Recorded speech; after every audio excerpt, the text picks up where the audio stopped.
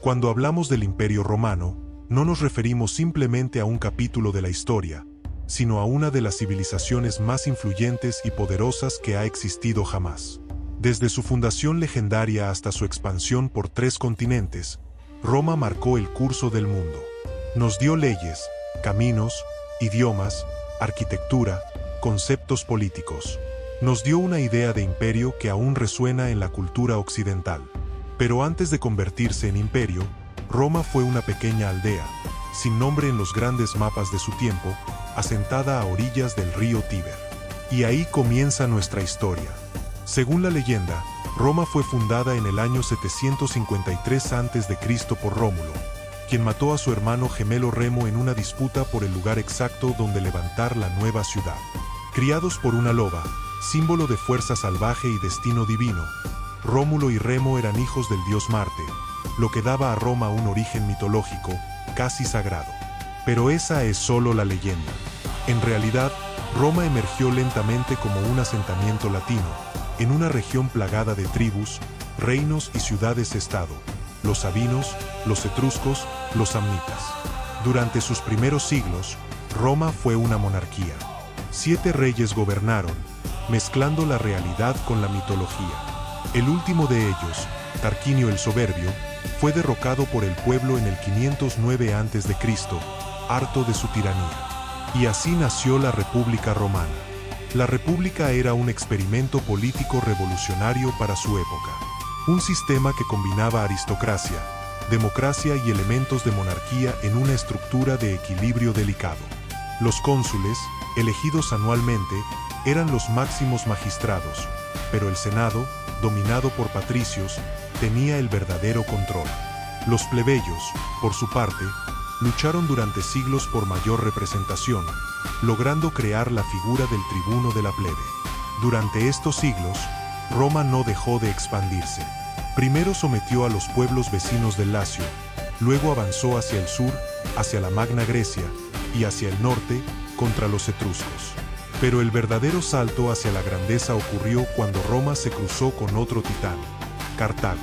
Las guerras púnicas fueron una serie de 3 conflictos que enfrentaron a Roma con Cartago, una ciudad-estado fenicia en el norte de África, poderosa en comercio y con una marina temible. La segunda de estas guerras fue la más dramática. Aníbal Barca, el general cartaginés, cruzó los Alpes con elefantes y sorprendió a Roma en su propio territorio.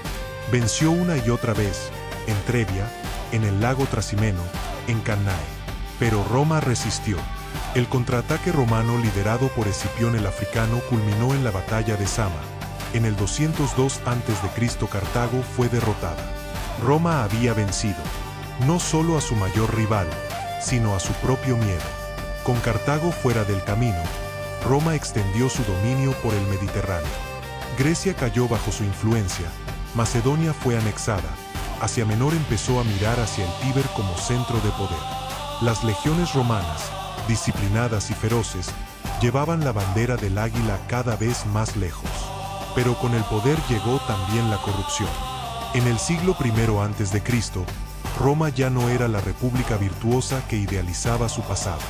La riqueza de las provincias conquistadas se acumulaba en las manos de unos pocos. Los campesinos eran desplazados por esclavos, y los generales ganaban más lealtad de sus soldados que del Senado. Surgieron figuras que pusieron en jaque el equilibrio republicano.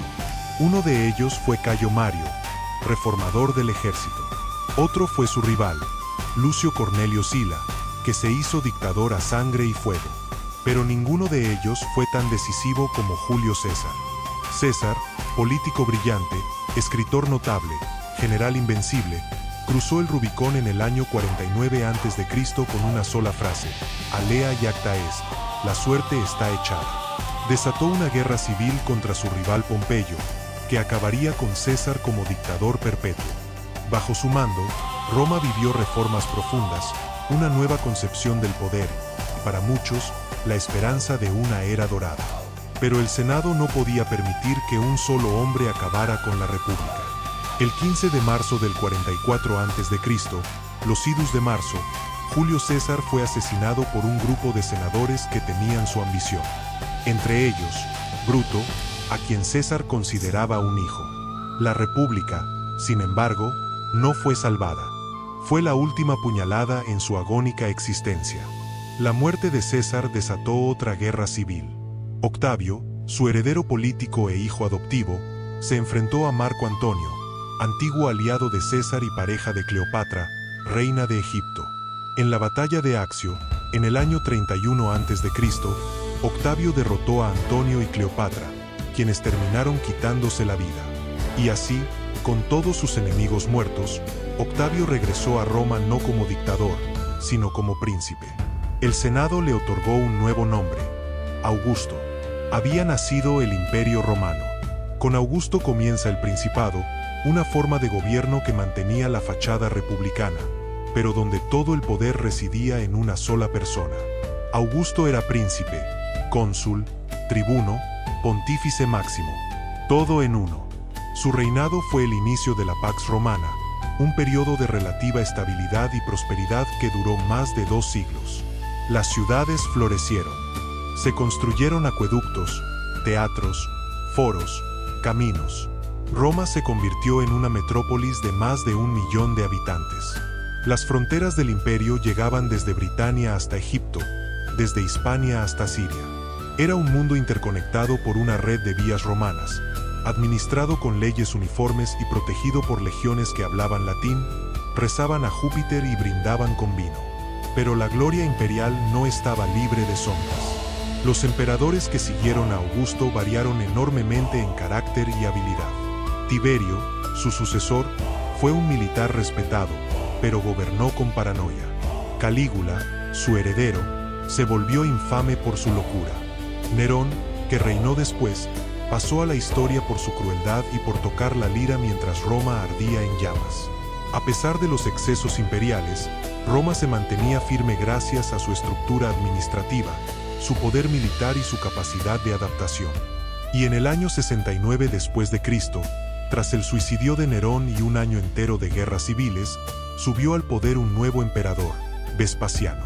Con él comenzó la dinastía Flavia, y con ella, un nuevo capítulo para Roma. Vespasiano no venía de una familia noble ni tenía un linaje divino. Era un hombre práctico, un militar curtido que entendía el valor del orden y la estabilidad. Su llegada al poder marcó el fin del caos tras la muerte de Nerón, y dio paso a una Roma más pragmática. Bajo su gobierno, comenzó la construcción del Coliseo, símbolo eterno del poder y espectáculo romanos. Sus hijos, Tito y Domiciano, le sucedieron. Tito, aunque gobernó solo por 2 años, dejó una huella profunda.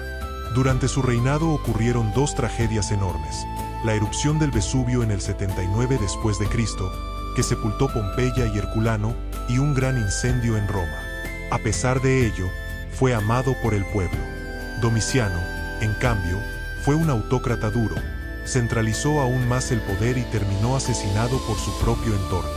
Tras su muerte, el Senado eligió como emperador a Nerva, iniciando una nueva etapa de esplendor, la dinastía de los 5 buenos emperadores. Este periodo, del 96 al 180 DC, se considera el punto más alto del Imperio Romano. Fue una era de estabilidad, expansión y administración sabia. Lo curioso es que ninguno de estos emperadores era hijo del anterior. Cada uno fue adoptado por su predecesor, elegido por mérito más que por sangre. Trajano, uno de estos 5, fue el emperador que llevó Roma a su máxima extensión territorial. Bajo su mando, el imperio abarcaba desde Escocia hasta Arabia, desde el Atlántico hasta el Cáucaso. Conquistó Dacia, actual Rumanía, y fue un ejemplo del emperador ideal. Soldado, administrador, benefactor. Su sucesor, Adriano, entendió que no todo podía expandirse indefinidamente. Decidió consolidar las fronteras. Construyó murallas, como la de Britania, el Muro de Adriano, y viajó por todo el imperio, supervisando cada rincón, promoviendo la cultura helenística y reforzando la unidad. Marco Aurelio, último de estos grandes, fue filósofo y guerrero. Su obra Meditaciones sigue siendo leída hasta hoy. Mientras escribía sobre el alma, luchaba contra los germanos en el norte y enfrentaba la peste en el corazón del imperio. Su muerte, en el año 180, marcó el fin de esa edad dorada. Y su sucesor fue su propio hijo, Cómodo. Cómodo rompió la tradición del emperador virtuoso. Se creyó un semidios, combatía en la arena del Coliseo y despreciaba el gobierno. Su mandato fue un descenso al delirio y la autocomplacencia. Fue asesinado y, con él, se abrió una nueva etapa, la de las crisis.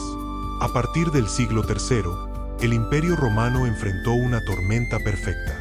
Internamente, hubo guerras civiles constantes, con emperadores que duraban meses en el poder antes de ser derrocados o asesinados. Externamente, las fronteras eran atacadas por pueblos que los romanos llamaban bárbaros: germanos, godos, sármatas, partos. La economía comenzó a desmoronarse. El valor de la moneda cayó. La inflación se disparó. Las ciudades, que antes brillaban con mármol y comercio, comenzaron a despoblarse. El ejército, antes símbolo de unidad, se volvió un poder por sí mismo, capaz de crear y destruir emperadores. En medio de este caos, surgieron figuras que intentaron salvar el imperio del colapso. Uno de ellos fue Diocleciano. En el año 284 después de Cristo, tomó el poder y comprendió que Roma ya no podía ser gobernada por un solo hombre. Dividió el imperio en dos partes, Oriente y Occidente, cada una con su propio Augusto y un César como sucesor. Este sistema, conocido como la tetrarquía, buscaba estabilidad y orden. Y por un tiempo, lo consiguió. Diocleciano también reorganizó el sistema fiscal, reforzó el ejército y persiguió violentamente al cristianismo, que crecía en las sombras desde hacía más de 2 siglos. Pero al abdicar, sus reformas comenzaron a desmoronarse. Sus sucesores se enfrentaron en nuevas guerras civiles. Y entonces apareció Constantino. Constantino, tras derrotar a sus rivales, se convirtió en el único emperador del imperio reunificado. Pero su legado más profundo no fue militar. Fue espiritual. En el año 313, con el Edicto de Milán, legalizó el cristianismo. Más aún, él mismo se convirtió al cristianismo, transformando para siempre la identidad del imperio. Roma, nacida en los templos de Júpiter, había comenzado su tránsito hacia la cruz. En el 330, Constantino fundó una nueva capital, Constantinopla, construida sobre la antigua Bizancio, en el extremo oriental del imperio. Esta ciudad, estratégica, rica y cristiana, se convertiría con el tiempo en el centro del mundo romano oriental. Pero mientras Oriente prosperaba, el Occidente se descomponía. La presión de los pueblos bárbaros se intensificaba. Los hunos, provenientes de las estepas asiáticas, empujaban a los godos hacia el sur.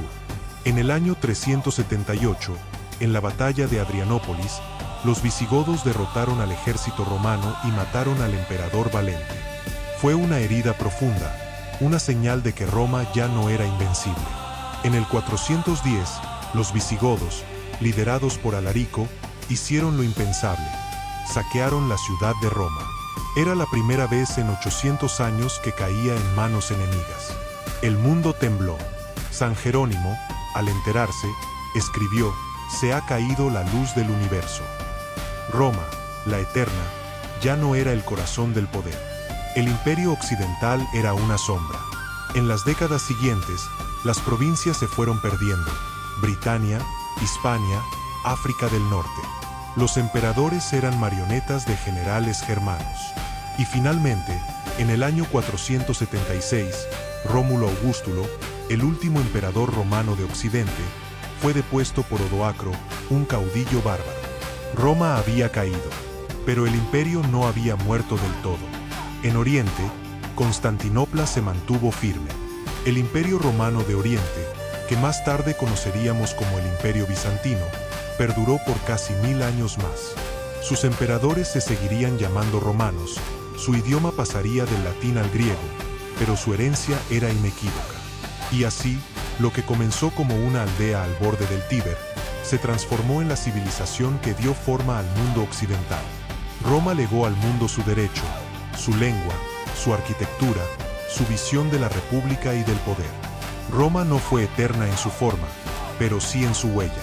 Porque incluso hoy, cuando hablamos de civilización, de imperio, de gloria o de decadencia, seguimos hablando, de alguna forma, de Roma. Tras la caída del Imperio Romano de Occidente en el año 476, muchos pensaron que la historia de Roma había terminado. Pero eso era solo una ilusión. En realidad, Roma había cambiado de rostro. La antorcha del imperio fue recogida por Constantinopla, y en Oriente, el legado romano encontró una nueva forma, más griega en lengua, más cristiana en espíritu, pero igual de imperial en su propósito. Este nuevo imperio romano de Oriente, al que los historiadores posteriores llamarían Bizancio, no era una simple prolongación, sino una metamorfosis. Constantinopla, protegida por murallas ciclópeas y bañada por el Bósforo, se convirtió en el corazón de un mundo sofisticado, refinado y profundamente devoto. En el siglo VI, el Imperio bizantino alcanzó uno de sus momentos de mayor esplendor bajo el gobierno de Justiniano. Emperador enérgico, ambicioso y profundamente convencido de su misión divina, Justiniano soñó con restaurar la gloria del viejo imperio. Y casi lo logró. Lanzó campañas militares que reconquistaron partes de Italia, el norte de África y la costa sur de Hispania. Sus generales, Belisario y Narcés, fueron genios militares que, con ejércitos pequeños pero disciplinados, derrotaron a ostrogodos, vándalos y visigodos. Por un breve instante, el mapa imperial volvió a parecerse al de tiempos antiguos. Pero no fueron solo conquistas. Justiniano fue también un gran legislador.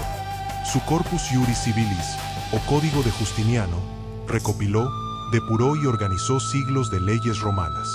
Ese compendio legal no solo ordenó su imperio, se convirtió, más de 1000 años después, en la base del derecho civil moderno en Europa. Durante su reinado también se erigió una de las obras más asombrosas de la arquitectura humana, la Hagia Sophia.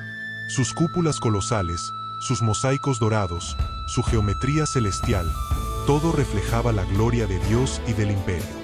Era Roma y era Bizancio, fundidas en piedra y luz.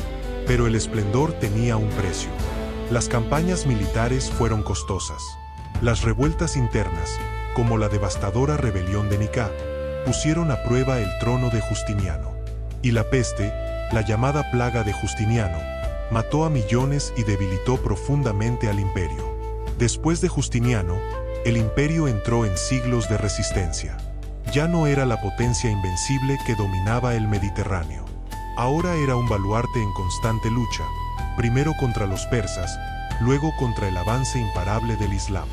Desde el siglo VII en adelante, los árabes conquistaron Siria, Palestina, Egipto y el norte de África, arrebatando a Bizancio vastas regiones que habían sido corazón del antiguo imperio. Aún así, Constantinopla resistió. Sus murallas, su flota y su fuego griego, una sustancia incendiaria que ardía incluso en el agua, la hicieron inexpugnable durante siglos.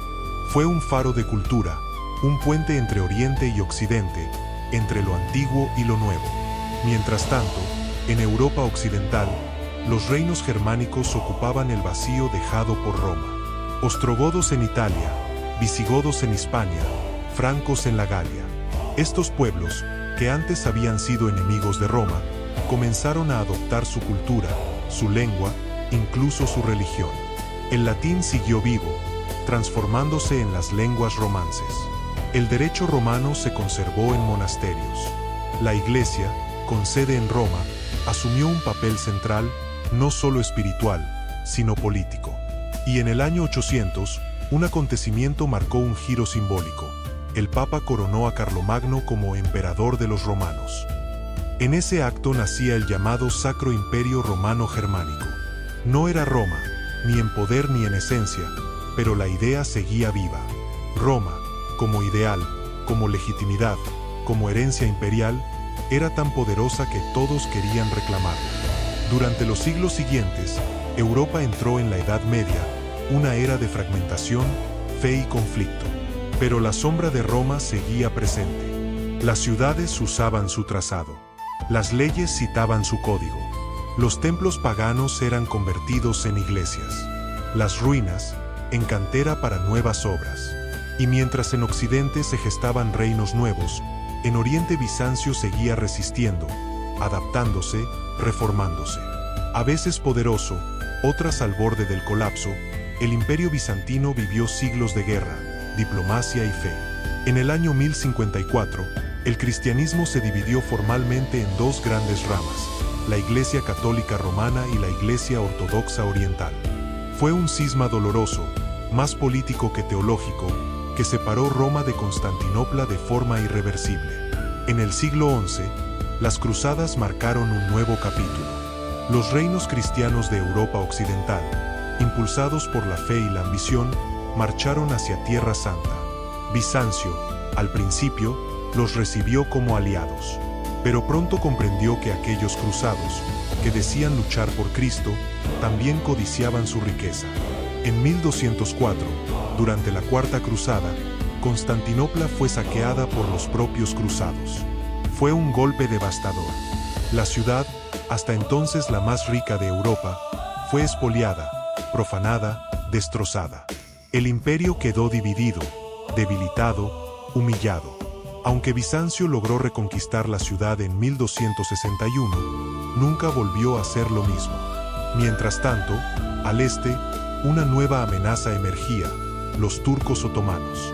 Un poder joven, ambicioso y bien organizado, que comenzó a conquistar territorio bizantino de forma sistemática. Y finalmente, en el año 1453, bajo el mando de Mehmed II, los otomanos sitiaron Constantinopla. Durante 53 días, la ciudad resistió. Su emperador, Constantino XI, luchó hasta el final, espada en mano. Pero el 29 de mayo, las murallas fueron superadas. Constantinopla cayó. El último bastión del Imperio Romano, tras más de 1000 años desde la caída de Occidente, fue tomado. La ciudad fue rebautizada como Estambul, y el Imperio Otomano pasó a ocupar su lugar en la historia. Así terminó, oficialmente, el Imperio Romano. Pero su espíritu no murió, porque Roma no fue solo una ciudad ni un imperio. Fue una idea, y las ideas, cuando son grandes, no desaparecen, evolucionan. En los siglos posteriores, Roma viviría en la arquitectura neoclásica de los parlamentos modernos, en los códigos civiles de Europa, en los idiomas del sur del continente, en el calendario que usamos, en las letras del alfabeto que escribimos. Los papas siguieron gobernando desde el Vaticano, con túnicas, ritos y títulos que evocaban la antigua Roma. Los zares rusos se proclamaron herederos del Imperio bizantino, llamando a Moscú la Tercera Roma. Incluso Napoleón y Hitler, siglos después, invocarían el poder del águila romana como símbolo de autoridad. Y al otro lado del Atlántico, una nueva república fundada en 1776, los Estados Unidos, se inspiró en los modelos políticos de la República Romana. Su Senado, su arquitectura, incluso su lenguaje cívico, beben de aquella fuente antigua. Roma, en cierta forma, nunca cayó. Roma no fue solo un lugar ni un imperio ni una sucesión de emperadores. Fue una civilización que se atrevió a pensar en lo eterno. Fue la amalgama de 1000 culturas, lenguas y pueblos, unidos bajo una misma ley, una misma moneda, una misma red de caminos, y durante siglos, una misma lengua. Pero, ¿qué hizo que Roma durara tanto? ¿Por qué su legado perdura mientras otros imperios han caído en el olvido? Una clave está en su pragmatismo. Los romanos eran, por encima de todo, prácticos. A diferencia de los griegos, que admiraban la teoría y la filosofía, los romanos querían resultados. Sabían construir, sabían gobernar, sabían integrar. Cuando conquistaban una región, no solo imponían el poder militar, construían carreteras, puentes, acueductos, teatros, foros. Permitían que las costumbres locales sobrevivieran siempre que no amenazaran al orden imperial. Roma fue, en cierto modo, una civilización de ingenieros y administradores. Su sistema legal, por ejemplo, no surgió de la teoría abstracta, sino de siglos de litigios reales. El derecho romano no solo resolvía conflictos, creaba un marco común para la vida en un imperio inmenso, desde las colinas de la Galia hasta los desiertos de Siria. Y al centro de todo estaba la ciudad de Roma, Urbs Aeterna, la ciudad eterna, fundada, según la tradición, por Rómulo, se convirtió en el corazón palpitante del mundo antiguo. Su diseño urbanístico, sus foros, sus templos, sus termas, reflejaban la jerarquía y el orden que Roma imponía en todo el imperio. El Coliseo, por ejemplo, no era solo un estadio, era un símbolo de control, de poder, de espectáculo. Allí el pueblo podía ser entretenido, sí, pero también recordado de la grandeza del Estado. La política romana evolucionó con el tiempo, adaptándose a los desafíos de cada época.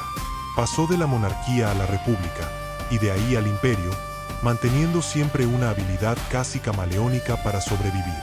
La república, en sus días de gloria, ofreció una idea revolucionaria, que ningún hombre debía tener poder absoluto. Pero esa misma república colapsó bajo el peso de su expansión, de sus contradicciones internas, y de los ambiciosos que aprendieron a manipular sus debilidades. El imperio, en cambio, aceptó que la estabilidad necesitaba una figura central. El emperador era más que un hombre. Era símbolo, institución, guía espiritual. Algunos, como Augusto, Trajano o Marco Aurelio, fueron sabios y moderados. Otros, como Calígula o Cómodo, hundieron al imperio en la locura. Pero el sistema sobrevivía a los hombres. La religión también jugó un papel fundamental en la transformación de Roma. En sus inicios, la religión romana fue profundamente influenciada por la griega, con sus dioses antropomorfos y sus templos monumentales. Pero también absorbió cultos locales, el de Cibeles, Mitra, Isis. Roma tenía un apetito insaciable por integrar, por sincretizar. El resultado fue una diversidad religiosa administrada por el Estado, hasta que llegó el cristianismo. Durante casi 3 siglos, los cristianos fueron vistos como una amenaza. Su negativa a adorar al emperador, a integrarse en los ritos oficiales, los convirtió en sospechosos. Fueron perseguidos, ejecutados, martirizados. Pero el cristianismo creció, no entre los poderosos, sino entre los humildes. No en los templos, sino en las casas. No con espada, sino con palabra. Cuando Constantino se convirtió, el imperio cambió para siempre. Roma, ciudad de templos paganos, se volvió centro del cristianismo.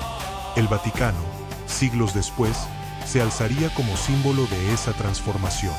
El emperador, antes considerado casi un dios, ahora era siervo del Dios único. Y así, Roma se convirtió en la cuna de la Iglesia Católica. Este cambio no fue inmediato ni pacífico. Tomó siglos de disputas teológicas, concilios, divisiones. Pero al final, la Roma cristiana sobrevivió a la Roma pagana. La cruz reemplazó al águila. Los mártires ocuparon el lugar de los héroes mitológicos. Y el imperio se transformó en una civilización espiritual, centrada en la fe, la liturgia y la promesa de salvación. Otra razón por la que Roma perduró fue su idioma, el latín, lengua de soldados, leyes y poetas. Con el tiempo, el latín vulgar, el hablado por la gente común, dio origen a las lenguas romances: el italiano, el francés, el español, el portugués, el rumano. Palabras latinas viven hoy en nuestras bocas sin que lo sepamos. Decimos animal, persona, universo, natura, y estamos hablando con ecos de Roma. Además, la literatura romana dejó una huella indeleble. Virgilio, con su Eneida, tejió la historia mítica de Roma como una continuación de Troya. Ovidio escribió sobre los dioses y las pasiones humanas. Cicerón defendió la república con su elocuencia. Tácito relató la corrupción del imperio con pluma aguda. Séneca filosofó sobre la virtud en un mundo decadente. Cada uno, en su estilo, nos permite ver el alma de Roma. Y no podemos olvidar su arte. El realismo de los bustos romanos, las proporciones de sus edificios, los frescos que aún sobreviven en Pompeya, las monedas que retratan emperadores con toda su pompa. Roma creía en la inmortalidad a través de la forma, de la materia. Un emperador moría, pero su estatua quedaba. Una ciudad caía, pero sus ruinas hablaban. Roma también fue una civilización de contrastes. Era capaz de la máxima sofisticación y también de la mayor brutalidad. Convivían el derecho y la esclavitud, la filosofía y el circo, la poesía y la crucifixión. Era una sociedad en constante tensión entre virtud y poder, entre deber cívico y ambición personal. Su legado también vive en nuestras instituciones. La idea de ciudadanía, por ejemplo, fue una de las contribuciones más importantes de Roma. Ser ciudadano romano implicaba derechos, deberes, identidad. No era una etnia, sino un estatus legal y cultural. Esa idea ha sobrevivido y está en el corazón de los estados modernos. Y la ingeniería, por supuesto, fue otra marca indeleble. Roma construyó más de 400.000 kilómetros de caminos. Su red de acueductos abastecía ciudades enteras con agua limpia. Sus puentes, muchos de los cuales aún existen, eran maravillas de precisión. Construían para durar, y en muchas partes del mundo, aún duran. Finalmente, Roma nos legó una idea más poderosa que todas, la idea de universalidad. Roma se veía a sí misma como el centro del mundo, pero también como el mundo mismo. Todos podían ser romanos. Un campesino galo, un poeta hispano, un comerciante sirio, un soldado africano, todos, bajo el imperio, podían compartir un destino común. Esa idea de una humanidad organizada, conectada, con un destino compartido, sigue viva. Cada vez que hablamos de derechos universales, de ciudadanía global, de valores comunes, estamos recordando a Roma, quizás sin saberlo. Roma cayó, pero su espíritu vive. Y ahora que hemos recorrido las grandes gestas, las guerras, las conquistas y las caídas del Imperio Romano, volvemos a la pregunta esencial: ¿qué fue realmente Roma? ¿Fue una ciudad? ¿Un ejército invencible? ¿Un conjunto de leyes? ¿Un sueño de dominación global? ¿O fue, más bien, una semilla plantada en el corazón de la humanidad, que continúa floreciendo en cada rincón donde hay una idea de civilización? Roma fue todas esas cosas, pero también fue un espejo en el que cada generación ha mirado para entender su propio tiempo. En los días de la República, Roma enseñó que la virtud, el deber y la ley podían sostener a una sociedad libre, que el poder debía ser limitado, compartido, fiscalizado, que el Estado no era un fin, sino un medio para el bien común.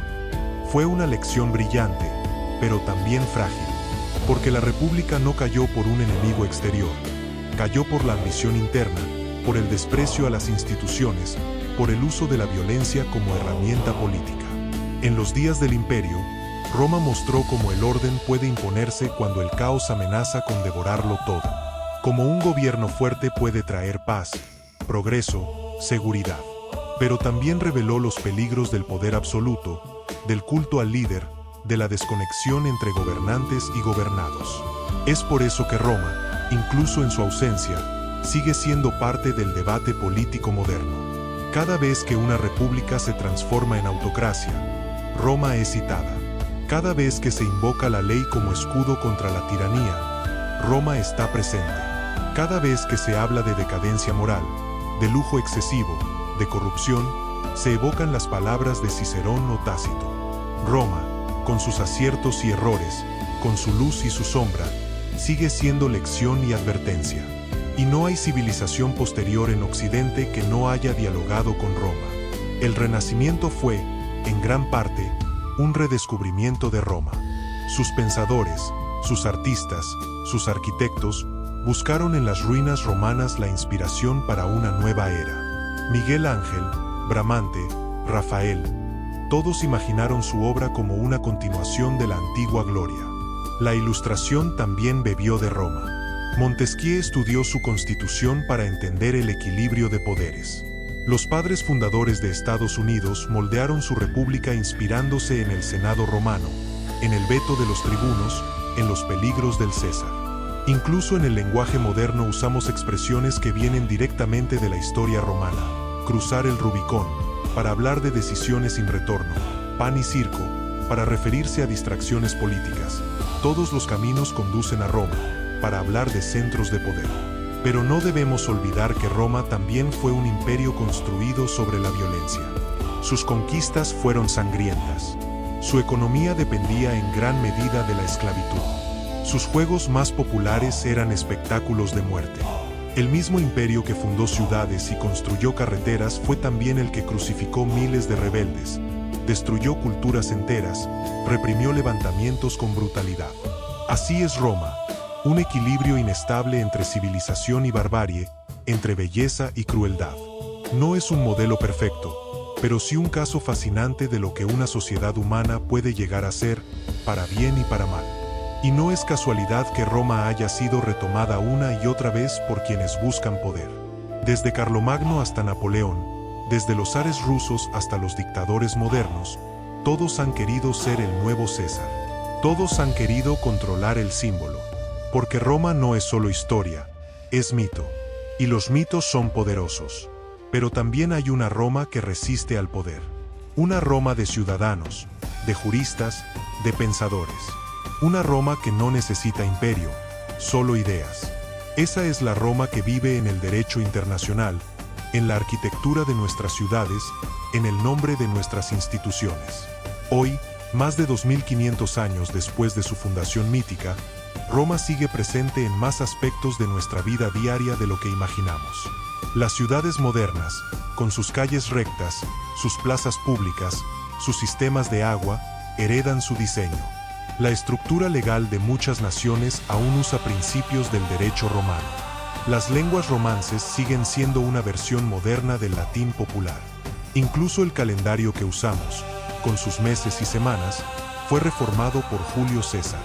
Y cuando hablamos de democracia, de república, de imperio, de ciudadanía, seguimos usando el vocabulario romano. Puede que los templos estén en ruinas, que las legiones ya no marchen, que los emperadores ya no lleven corona. Pero Roma, como concepto, no ha dejado de existir. Roma no es solo pasado, es también una promesa. La promesa de que una sociedad puede ser algo más que un grupo de individuos. Puede ser una comunidad, un destino compartido, una visión común. Esa promesa ha sido rota muchas veces, pero también ha sido renovada. Quizá esa sea la verdadera lección de Roma, que nada es eterno, pero todo puede renacer. Que las civilizaciones caen, pero las ideas sobreviven. Que incluso el imperio más poderoso puede desaparecer, pero su memoria puede guiar a generaciones futuras. Roma, entonces, no debe verse solo como una historia lejana, encerrada en libros de texto. Roma está en nosotros, en nuestras leyes, en nuestras palabras, en nuestras ciudades, en nuestros triunfos y también en nuestros errores. Es una voz antigua que aún resuena. Y si escuchamos con atención, quizá oigamos lo mismo que los ciudadanos romanos escuchaban al final de cada desfile triunfal, cuando un general victorioso regresaba de la guerra. Mientras el pueblo aclamaba, un esclavo caminaba junto al vencedor, susurrándole una frase al oído. Memento mori. Recuerda que eres mortal. Porque Roma, incluso en la cúspide de su gloria, entendía que la eternidad no está en el poder, sino en la memoria. Y mientras haya quienes recuerden, Roma nunca morirá. Gracias por haber llegado hasta el final de este viaje por la historia del Imperio Romano. Si este video te hizo reflexionar, te enseñó algo nuevo o simplemente disfrutaste escucharlo, te invito a apoyarlo con un like. Eso ayuda muchísimo a que más personas lo descubran. También puedes suscribirte al canal para no perderte futuros contenidos como este, donde exploramos la historia con profundidad y pasión. Y si conoces a alguien a quien le interese Roma, la historia antigua o simplemente una buena historia bien contada, comparte este video con ellos. Y por supuesto, me encantaría leer tus opiniones en los comentarios. ¿Qué parte de la historia te impactó más? ¿Qué opinas del legado de Roma en nuestro mundo actual? ¿Te gustaría que exploremos otras civilizaciones? Gracias por estar aquí, por tu tiempo y tu curiosidad. Nos vemos en el próximo video. Hasta pronto.